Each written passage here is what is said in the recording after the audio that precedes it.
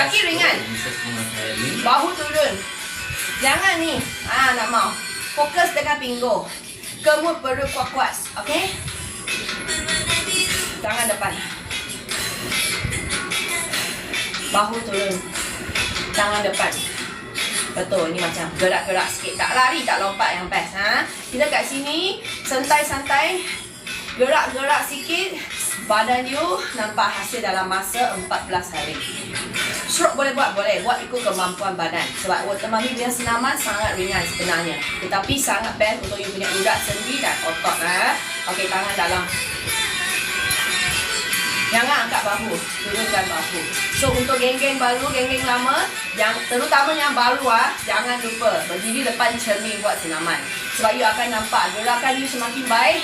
Stamina you semakin hebat, bentuk badan you semakin cantik. Kalau you terlepas, rugi. You nampak sendiri setiap hari berubah. Okey? Tangan dalam, jangan angkat bahu. Turunkan bahu. Perut kemut. Tak kemut nanti senak perut.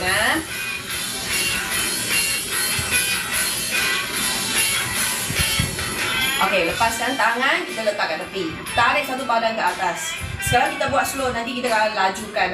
Bila korang laju, you rasa sempur sangat, you boleh perlahankan gerakan you.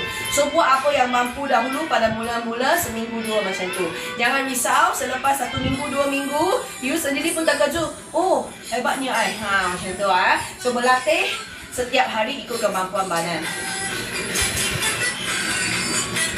Lepas tidak. Lepas.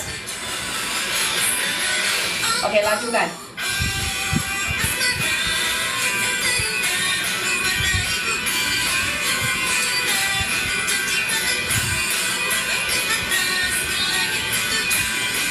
Okey, last kita punya tangan angkat, pinggul gerak je macam biasa. Tangan kita swing dekat atas. Kalau penat, buat 2 step. Macam ni, lambat sikit punya. Macam ni, lambat sikit. So, buat apa yang mampu dulu. Kemudian, jangan risau. You automatik akan boleh buat semua sampai habis. Tanpa henti, boleh buat laju. Asal tu, you tengok you punya bentuk badan, stamina semakin baik, semakin cantik. Baju semakin longgar.